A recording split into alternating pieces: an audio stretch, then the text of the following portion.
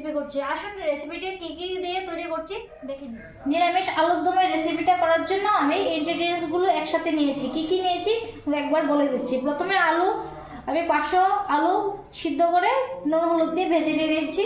এখানে টক দই কাজু বাদাম পেস্ট করে নিয়েছি। এখানে ক্যাপসিকাম বাটার কাঁচা লঙ্কা আদা কুচানো 1 ইঞ্চ টমেটো। আর এখানে নিয়েছি 4টে এলাচ 4টে শুকনো লঙ্কা 4-5টে গোলমরিচ আর 1 চামচ জিরে আর 1 চামচ গোটা ধনে একসাথে ভেজে গুঁড়ো করে নিয়েছি। আজকে মশলাটা এটাই। এখানে তেজপাতা দারচিনি অন্য এক্সট্রা হলুদ এই কিছুই ইউজ করছি না। আর নিয়েছি 1 কাপ উষ্ণ গরম দুধ। এখানে জল ইউজ করছি না, দুধ দিয়ে পুরো আলুর দমটা রান্না হবে। প্রথমেই আমি এখানে সাদা তেল ইউজ করছি 3 টিস্পুন। তেলটা গরম হয়ে গেছে। এখন 1/2 চামচ হিং দিয়ে দিচ্ছি। হিং দেওয়ার পর পুরনে আদা কুচানো কাঁচা লঙ্কা কুচানোটা দিয়ে দিচ্ছি।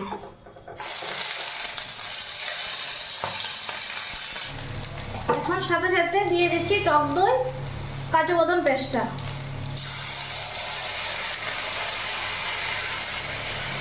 দিয়ে একটু নাড়াচাড়া করতে থাকবো। 2 মিনিট এটাকে একটু কষিয়ে নেব।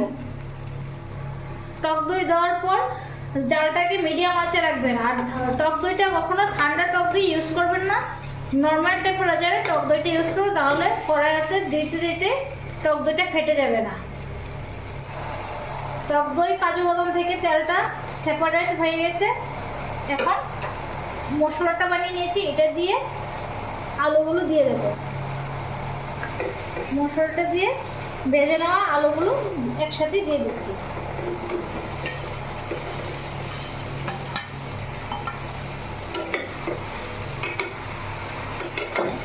এক মিনিট নাড়াচাড়া করার পর দুধটা দিয়ে দেবো। আপনারা ভাবছেন টক দইয়ের সাথে দুধটা দিলে টক দইটা ফেটে যাবে, কখনো ফাটবে না। টক দইটা যেন না ফাটে তার জন্য টক দইয়ের সাথে কাজু বাদামটা পেস্ট করে নিয়েছি। 1 মিনিট নাড়াচাড়া দেওয়ার পর এখন দুধটা দিয়ে দিচ্ছি। 1 কাপ পরিমাণ উষ্ণ গরম দুধ দিয়ে 4-5 মিনিট একটু ফুটিয়ে নেব। দুধটা দেওয়ার পর আঁচটাকে মিডিয়ামেই রাখবেন, কখনো বাড়াবেন না।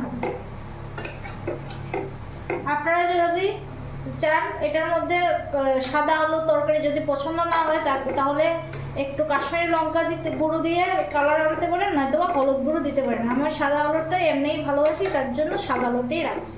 5-6 মিনিট ঢাকনা দিয়ে এটাকে একটু সিদ্ধ করে নিয়েছি। এখন আরেকটা প্যান বসিয়ে ক্যাপসিকাম আর টমেটোটাকে একসাথে ফ্রাই করে এখন বাটারটা দিয়ে দিচ্ছি। বাটারের মধ্যে ক্যাপসিকাম মরিচটা আর টমেটোটা একটু ফ্রাই করে নেব।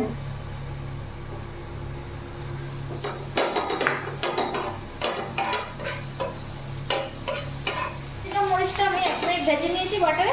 এখন টমেটোটা দিয়ে আলুর দমটার সাথে মিশিয়ে নিলে আর কাঁচা মিষ্টি দেবো, বাস আমাদের আলুর দম রেডি। কাঁচা টমেটোর গন্ধটা যাওয়ার জন্য একটু বাটারে ফ্রাই করে নেব। লো ফ্লেমে এটা গ্রেভিটা একটু টানিয়ে নিয়েছি, শুকনো করে নিয়েছি। আপনারা আপনাদের সুবিধা মতো গ্রেভিটা রাখবেন। এখন ভাজা ক্যাপসিকাম আর টমেটোগুলো দিয়ে সবার লাস্টে আমি স্বাদ অনুযায়ী নুনটা ইউজ করব আর কাঁচা মেথি।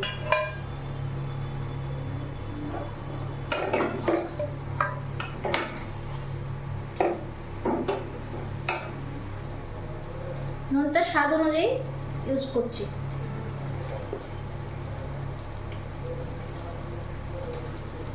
তারপর আমি যেহেতু টক দই দিয়েছি, টক দইটা একটু টক থাকতে পারে, এই জন্য 1/2 চামচ চিনি একটু ইউজ করছি।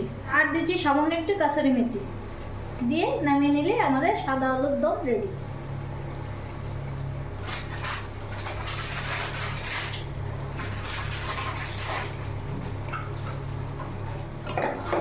আমাদের সাদা আলুর দম পুরোপুরি রেডি। আপনারা এইভাবে বাড়িতে বানাবেন, বানিয়ে জানাবেন কিরকম হয়েছে। আর এই আলুর দমটা রুটি পরোটা লুচি আর বাসন্তী পোলাওর সাথে খেতে খুবই দারুণ লাগে। আমাদের রেস্টুরেন্ট স্টাইল সাদা আলুর দম রেডি। আপনারা বাড়িতে ট্রাই করবেন, কীরকম হয়েছে কমেন্ট বক্সে জানাবেন এবং চ্যানেলটাকে সাবস্ক্রাইব করবেন, পাশে থাকা বেল আইকনে ক্লিক করবেন, লাইক শেয়ার অবশ্যই করবেন।